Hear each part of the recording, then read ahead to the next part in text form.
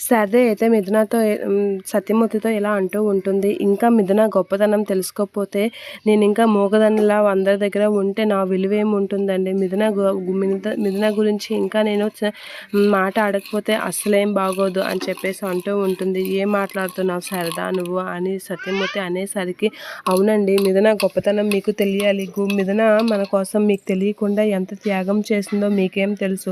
మీకు ఆ విషయం తెలియాలి. అలా అయితే మీరు మిథునాని కోడలుగా అంగీకరిస్తారో లేదంటే ఈ శోభనాన్ని ఆపేస్తారో మీరే నిర్ణయించుకోండి. ఇప్పుడు మన పెద్ద కొడుకు ఆనంద్ ఉద్యోగంకి వెళ్తున్నాడంటే దానికి కారణం మిథున. మన చిన్న కొడుకు దేవ ఒక రోజల్లా కష్టపడి డబ్బులు సంపాదించి మనకి బట్టలు తీయడానికి కారణం కూడా మిథున. ఇంకెందుకండి, అంతకన్నా పెద్ద త్యాగమే చేసింది. మీ రౌడీల నుండి మీ ప్రాణాలని కాపాడి మీ ప్రాణాలు ఇప్పుడు మిమ్మల్ని ఎలా ఉంచింది అంటే దానికి కారణం కూడా మిథున.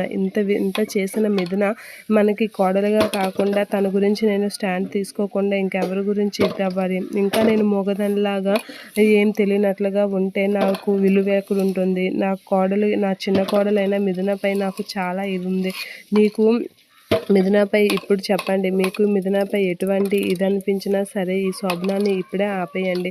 నేనైతే మాత్రం నా కర్తవ్యం నేను నిర్వహించాను అని చెప్పేసి అంటూ ఉంటుంది. ఆ మాటలకి సత్యమూర్తి షాక్ అయ్యి అలా చూస్తూ ఉంటాడు. ఇక శారద కూడా షాక్ అవుతూ ఉంటుంది. శారద అయితే అలా చెప్తూ ఉంటుంది. శారద మాటలు విని సత్యమూర్తి అయితే అలా చూస్తూ ఉంటాడు. ఏంటి మిథున ఎంత చేసిందా? ఎంత చేసినా నాకు తెలియదా?